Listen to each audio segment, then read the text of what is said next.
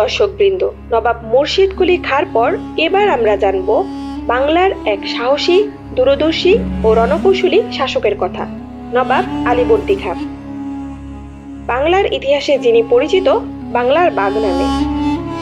চলুন জেনে নেই তার জীবন ও শাসনকালের বিস্ময়কর কাহিনী। আলীবর্দী খাঁর আসল নাম ছিল মির্জা মুহাম্মদ আলী। তিনি জন্মগ্রহণ করেন 1671 সালে বর্তমান ভারতের বুরহানপুর অঞ্চলে। ছোটবেলা থেকেই তিনি মেধাবী ও সাহসী ছিলেন। তার পরিবার মুঘল প্রশাসনের সঙ্গে যুক্ত ছিল, যা তাকে রাজনৈতিক অভিজ্ঞতা অর্জনে সহায়তা করে। মুর্শিদ কুলি খাঁর অধীনে তিনি কর্মজীবন শুরু করেন এবং তার দক্ষতা দেখে নবাব তাকে বিশ্বাসের সঙ্গে প্রশাসনিক দায়িত্ব দেন। পরবর্তীতে তিনি বিহারের ডেপুটি গভর্নর নিযুক্ত হন। 1740 সালে আলীবর্দী খাঁ বাংলা, বিহার ও উড়িষ্যার নিয়ন্ত্রণ গ্রহণ করেন।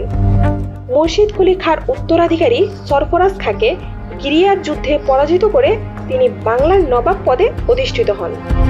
আলীবর্দী খাঁর শাসনকাল ছিল চ্যালেঞ্জে ভরা। একদিকে মারাঠা আক্রমণ, অন্যদিকে অভ্যন্তরীণ ষড়যন্ত্র। তবুও তিনি অসাধারণ দক্ষতার সঙ্গে পরিস্থিতি সামাল দেন। মারাঠারা 1742 থেকে 1751 সাল পর্যন্ত বারবার বাংলায় হামলা চালায়। তবে নবাব আলীবর্দী খাঁ রক্ষণাত্মক কৌশল ও পরিকল্পিত প্রতিরোধের মাধ্যমে তাদের বারবার ঠেকিয়ে দেন।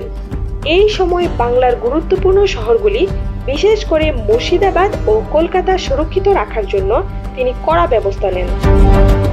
তিনি চাইলেই মুঘল দরবারে গিয়ে সমর্থন চাইতে পারতেন, কিন্তু আলীবর্দী খাঁ ছিলেন আত্মনির্ভর। তিনি নিজেই বাংলার স্বাধীনতা রক্ষায় অটল ছিলেন।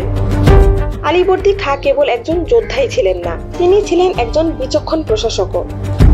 তিনি দুর্নীতি দমন, রাজস্ব সংগ্রহে স্বচ্ছতা আনা এবং কৃষক ও সাধারণ মানুষের সুরক্ষায় কার্যকর নীতি গ্রহণ করেন।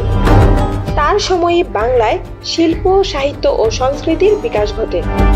তিনি পণ্ডিত ও কবিদের পৃষ্ঠপোষকতা দিতেন এবং মুর্শিদাবাদ হয়ে ওঠে বাংলার একটি জ্ঞানচর্চার কেন্দ্র। আলীবর্দী খাঁর ছিল দৃঢ় নীতি ও বিচক্ষণতা। তিনি পরিণত বয়সেও রাজ্য পরিচালনায় ছিলেন সক্রিয়। তার কোনো পুত্র ছিল না, তাই তিনি তার মেয়ে আমিনার পুত্র সিরাজউদ্দৌলাকে নিজের উত্তরাধিকারী নিযুক্ত করেন।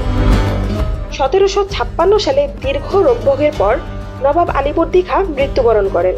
তার মৃত্যুর মধ্য দিয়েই বাংলার এক নতুন অধ্যায়ের সূচনা হয়, নবাব সিরাজউদ্দৌলার শাসন।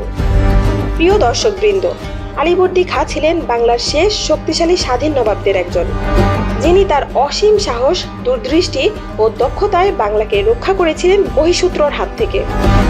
তার শাসনকাল আজও আমাদের অনুপ্রেরণা যোগায়।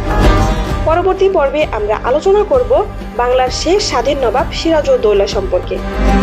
তাই ভিডিওটি ভালো লেগে থাকলে লাইক দিন, শেয়ার করুন আর অবশ্যই চ্যানেলটি সাবস্ক্রাইব করে বেল আইকনে ক্লিক করুন, যেন পরবর্তী ভিডিওটি আপনি মিস না করেন। কমেন্টে জানিয়ে দিন আপনার মূল্যবান মতামত। ততক্ষণ ভালো থাকুন, সুস্থ থাকুন। দেখা হবে পরবর্তী ভিডিওতে। ধন্যবাদ সবাইকে।